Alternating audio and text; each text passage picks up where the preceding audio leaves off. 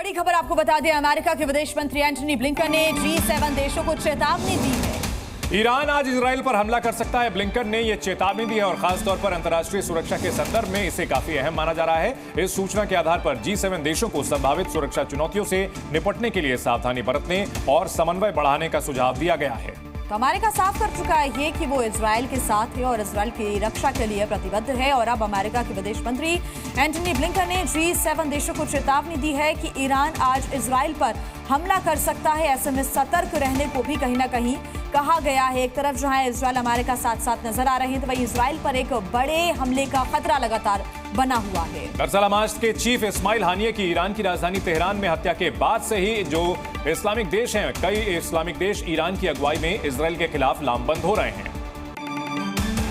Boston college के शोधकर्ताओं ने एक रिपोर्ट जारी की है जिसमें दावा किया गया है कि पेरू के एंडीज पर्वत के ग्लेशियर तेजी से पिघल रहे हैं, जिससे समंदर का जलस्तर बढ़ने का खतरा काफी बढ़ गया है।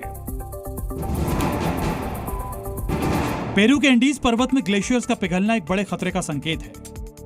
बॉस्टन कॉलेज के शोधकर्ताओं के अनुसार अगर ग्लोबल वार्मिंग पर नियंत्रण नहीं पाया गया तो एंडीज पर्वत की बर्फ अगले कुछ सालों में पूरी तरह पिघल जाएगी। एक रिसर्च में कहा गया है कि पेरू में ग्लेशियर्स के पिघलने से लाखों लोग प्रभावित होंगे, जिससे बाढ़, एवलांच और लैंडस्लाइड की घटनाएं बढ़ जाएंगी। जमीनी इलाकों में पानी भर जाएगा। देखिए किस तरह से पिछले कुछ सालों में पेरू के एंडीज पर्वत की बर्फ पिघली है।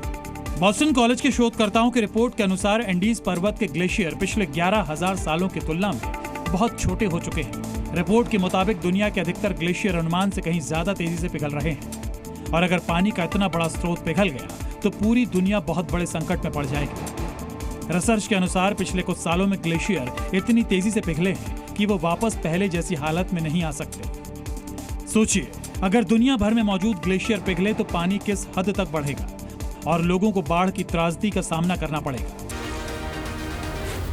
Z News।